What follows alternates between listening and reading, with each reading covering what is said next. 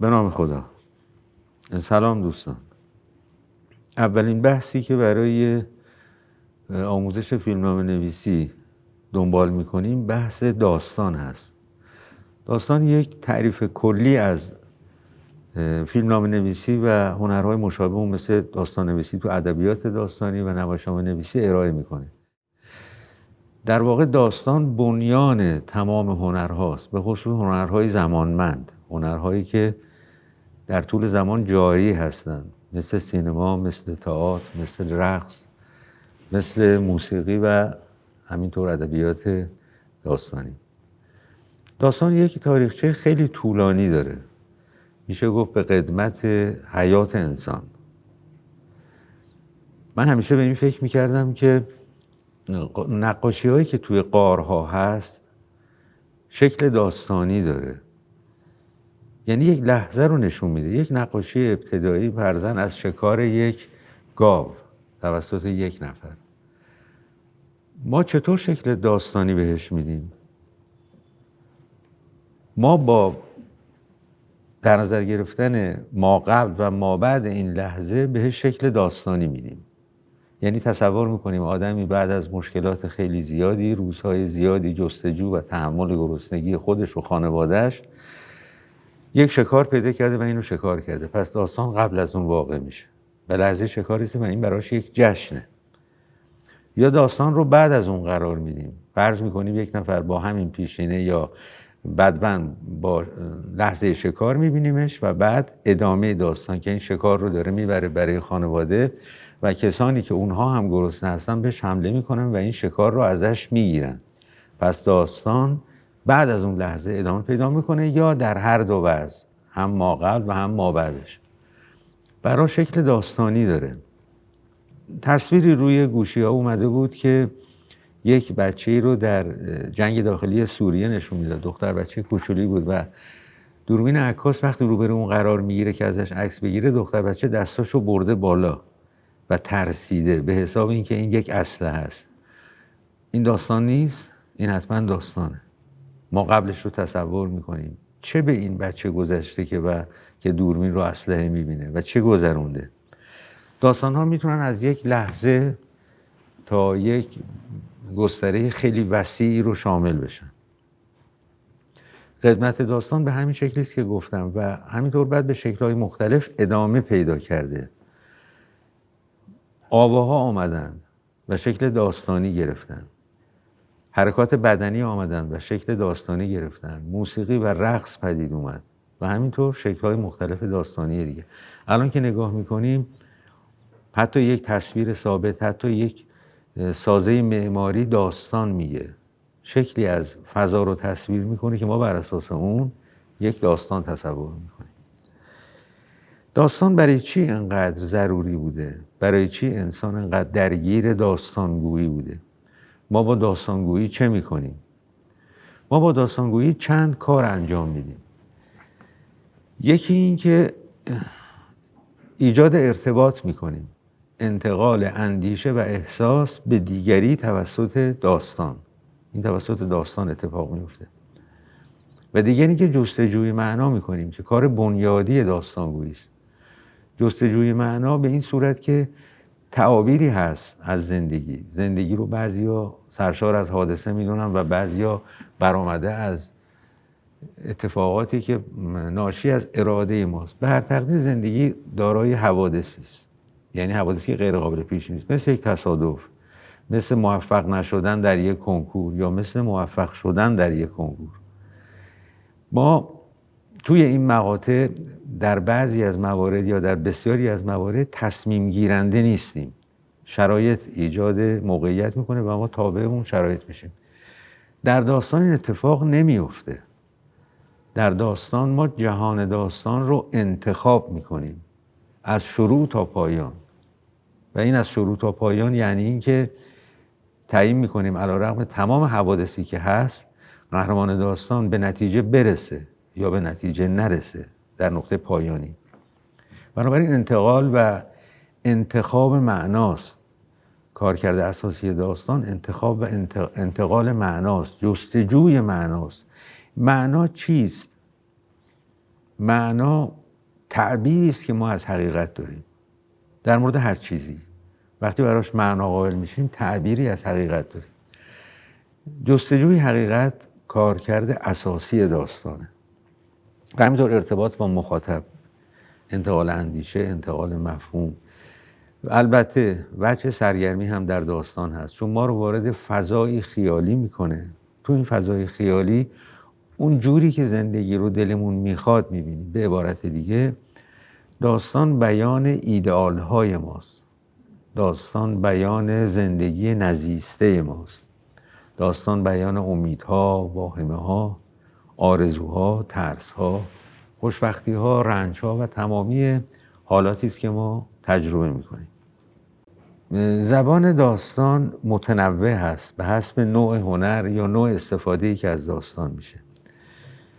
در موسیقی خب زبان خاص خودش رو داره، نوت‌ها اصوات هستن. در رقص حرکات بدنی هست.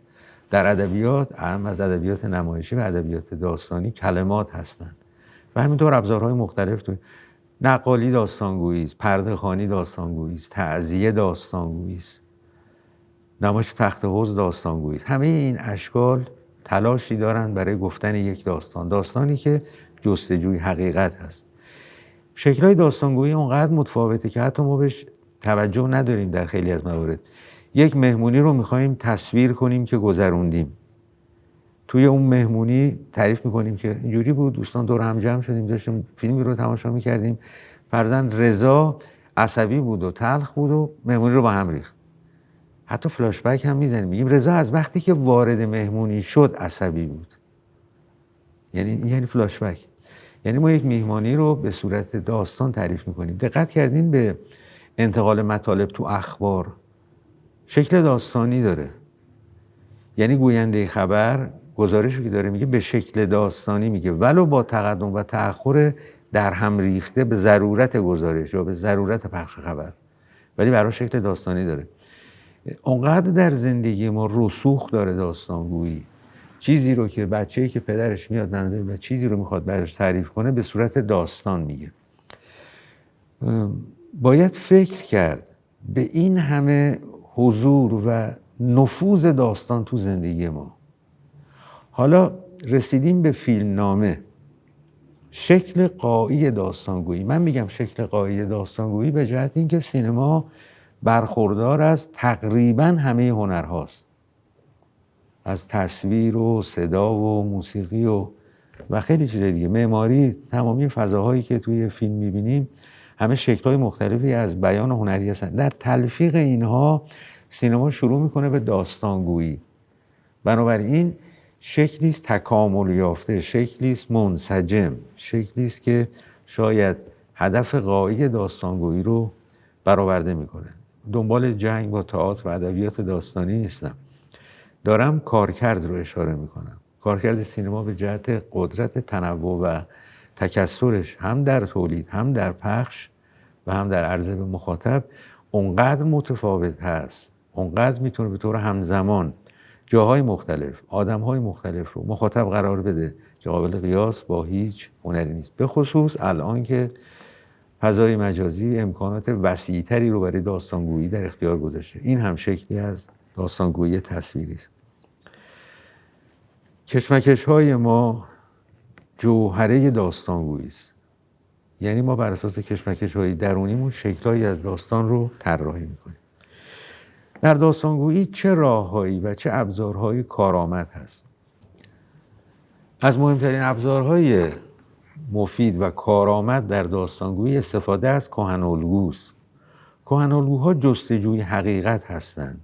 کهن‌الگوها جستجوی معنا هستند. کهن‌الگوها اسمشون همونجور که نشون میده قدمتی دارن به اندازه حیات ما. افسانه‌ها و اساطیر کهن‌الگو هستند. جستجوی انسان برای پیدا کردن معانی به اساطیر و افسانه‌ها راه پیدا کرده و اساطیر و افسانه‌ها بازتاب اون ذهنیت هستند. ذهنیت انسان کهن، انسان ابتدایی. حالا بنا به تعریف یونگ اینها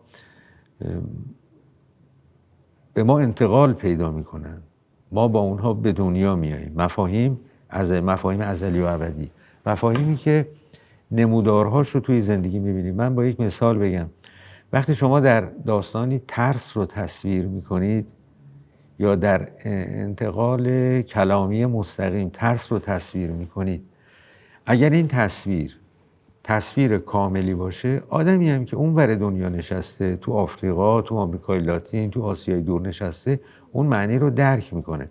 ما همه ترس رو میشناسیم. هر آدمی ترس رو تجربه کرده. تجربه ترس یک تجربه کهن‌الگویی است. یعنی مفهومی که برای همه قابل درک.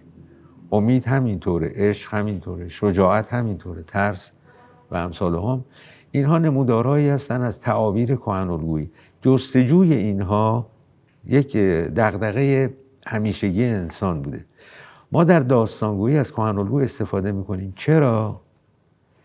وقتی که مطمئن هستیم اون آدمی هم که مثلا توی کلمبیا یا توی اوگاندا نشسته ترس رو تجربه کرده، ما با انتقال دقیق و کامل تعبیری که از ترس داریم با او ارتباط برقرار میکنیم. این یعنی قدرت انتقال به مخاطب، یعنی داشتن مابعضای اجتماعی، یعنی ایجاد ارتباط. سینما تلاشش همینه، ارتباط با مخاطب. بدون مخاطب سینما وجود نداره.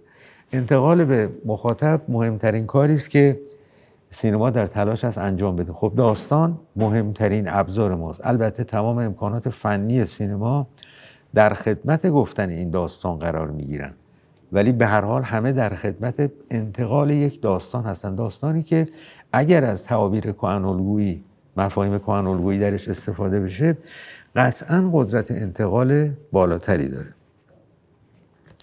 تلقی از حقیقت تلقی جستجوی کهن‌الگوست. تصور کنید چندین بار هملت اجرا شده با تصاویر مختلف، با برداشت‌های مختلف. چندین بار ژان دارک اجرا شده با برداشت‌های مختلف. چرا همه قابل قبولن؟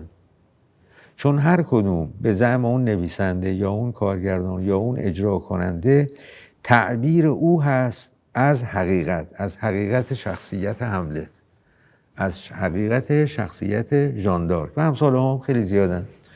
مقایسه که بکنیم، کمی دقت بکنیم، اینا متفاوتن، دنیاهای متفاوتی رو دارن. یک جا شخصیت، مثلا شخصیت ژان دارک، در یک ورژن میبینی خیلی آدم دردمندی است، در یک ورژن آدمی است بسیار دینی، در یک ورژن آدم طنازی است و در یک ورژن آدم خیلی ماجراجو.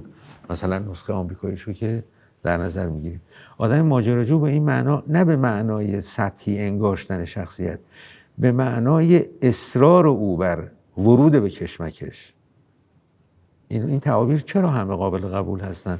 چون هر کدوم نگاه هنرمندی هستن به یک مقوله، به یک شخصیت و همه برای ما قابل قبولن. چه کنیم که این تعابیر کهن‌الگویی رو راحت تر منتقل کنیم؟ ضروری است که وارد جهان داستانمون بشیم، از چشم قهرمان یا شخصیت اصلی یا شخصیت‌های اصلی داستان به جهان داستان نگاه کنیم، با او تجربه کنیم، جستجوی حقیقت پنهان در داستان، در اون داستان خاص رو با او تجربه کنیم، از چشم او تجربه کنیم. او سمبل ایدئال‌های ماست یا سمبل زندگی نزیسته ما. من این دوتا رو که میگم کنار هم قرار دادنشون گاه ممکنه سوء تعبیر ایجاد کنه. زندگی نزیسته اون زندگی است که ما یا ازش واهمه داریم یا منفور میدونیمش. پس چرا تصویرش رو دوست داریم ببینیم؟ ما چرا تصویر کالیگولا رو دوست داریم ببینیم؟ چرا داستان زندگیش رو دنبال میکنیم؟ داستان زندگی نرون رو دنبال میکنیم. چرا ما داستان مکبث رو دنبال میکنیم؟ تو اون نمایشنامه درخشان شکسپیر، او زندگی نزیسته ماست. ما هرگز آرزو نداریم، یعنی جزء ایدئال ها و آرزوهای ما نیست. ما هرگز آرزو نداریم مثل مکبث مجازات بشیم و بمیریم. اما نوع زندگی که مکبث میگذرونه، نوع زندگی کالیگولا، بخشایی از اون هویت رو ما هم داریم، در ما هم هست. این چون در ما هم هست، ما باش ارتباط برقرار میکنیم، ما تا پایان داستان اون رو دنبال میکنیم. به پایان که میرسه، به لحظه مجازاتش که میرسه، ما با زرنگی، حالا اگر این لفظ حقه بازی مناسب نباشه، با زرنگی از مکبث فاصله میگیریم. مخاطب با زرنگی از کالیگولا فاصله میگیره. ویرانگری کالیگولا برای مخاطب قابل درکه. او هم گاهی میل به ویرانگری رو در خودش دیده، در خودش حس کرده، پس کالیگولا رو درک میکنه.